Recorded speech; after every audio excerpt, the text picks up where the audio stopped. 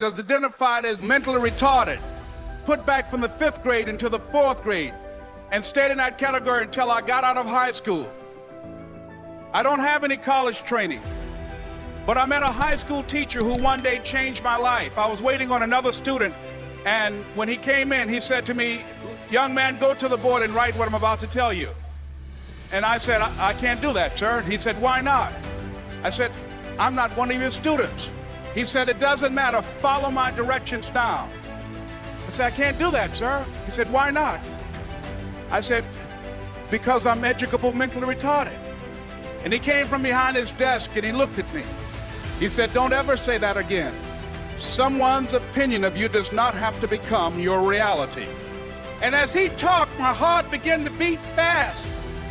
Tears began to run by my eyes, and I was in the back just listening to him, because the speech he was giving, that speech was for me. And he said, "Les Brown," he said, "if you want to do anything worthwhile in life, you've got to be hungry." I told Mr. Washington I wanted to become a disc jockey. And so I started working to develop myself. He said, "I want you to practice every day being a disc jockey." I said, "But I don't have any job now." He said, "It doesn't matter." He said that it's better to be prepared for an opportunity and not have one than to have an opportunity and not be prepared. And as I was working to develop myself, I applied for a job as a disc jockey, WMBM on Miami Beach. I went to a guy named Milton Butterball. I said, "How you doing, Mr. Butterball? I'd like to get a job as a disc jockey." He looked at me, he said, "You have any broadcast background?" I said, "No, sir, I don't." "You have any journalism background?" I said, "No, sir, I don't." He said, "We don't have any jobs available." I said, "Yes, sir." I went back to Mr. Washington and I told him. He said, "Don't take it personally." He said, "Most people are so negative, they will have to say no 7 times before they say yes." He said, "Go back again." So I went back again. I said, "How you doing, Mr. Butterball? My name is Les Brown." He said, "I know what your name is. What do you want?" I said, "I'd like to know whether or not you have any jobs as a disc jockey, sir." He said, "Didn't I just tell you yesterday we didn't have any jobs?" I said, "Yes, sir, but I know whether or not somebody got laid off or somebody was fired, sir." He said, "No one was laid off or fired. Now get on out of here."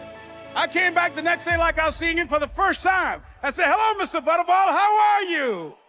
He looked at me with rage. He said, "Go get me some coffee." I said, "Yes, sir." And I went to get him some coffee. After a while, I would get their lunch and dinner, and I would go in the control rooms and take the disc jockeys their food, and I would not leave until they would ask me to leave. One Saturday afternoon, while I was at the radio station, a guy named Rock was drinking while he was on the air. I was the only one there, looking at him through the control room windows, walking back and forth, young, ready, and hungry. Pretty soon the phone rang, and it was the general manager. And I answered the phone. I said, "Hello?" He said, "Les, this is Mr. Klein." I said, "I know." He said, "Rock can't finish his program." I said, "I know." He said, "Would you call one of the other DJs in?" I said, "Yes, sir."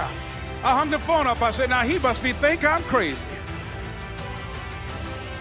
I called my mom and my girlfriend, Cassandra. I said, "Y'all turn up the radio and come out on the front porch. I'm about to come on the air."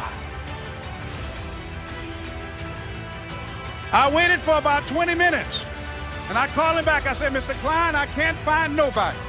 He said, "Young boy, do you know how to work the controls?" I said, "Yes, sir."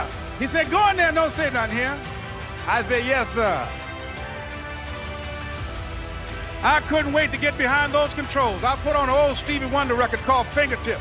I sat down behind that turntable. I said, "Look out, this is me, LB Triple P. Les Brown, your platter playing papa. There were none before me, and there will be none after me. Therefore, that makes me the one and only. Young and single and love to mingle, certified, bona fide, indubitably qualified to bring you satisfaction, a whole lot of action. Look out, baby, I'm your love man." I was hungry. I was hungry. You got to be hungry. Begin to know that you have greatness within you.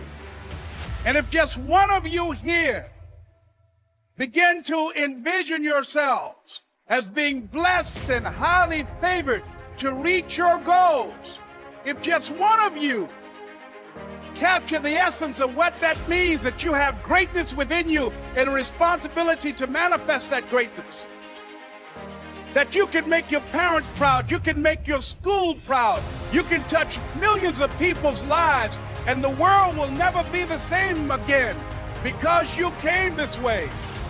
It was hard, ladies and gentlemen, coming to speak to people. And I was facing financial difficulties in my own life. I was behind on my bills and my dreams, and I'm saying to them, you can live your dream. It was hard, ladies and gentlemen. It was very difficult to pick myself up each day believing that I could do it. There were times that I doubted myself. I used to ask myself, can I do this? And something said within me, you're the one. Don't give up on your dream. By continuing to push forward, by continuing to run toward my dream, that one day I would have my own talk show. It's a long shot, ladies and gentlemen, from Liberty City, an abandoned building on a floor, never knowing my mother or father. It's a long shot. Being here with you today in this dome in Atlanta, it's a long shot. No college training, labeled educable, mentally retarded, but I kept running toward my dream. Don't stop. Don't stop running toward your dream.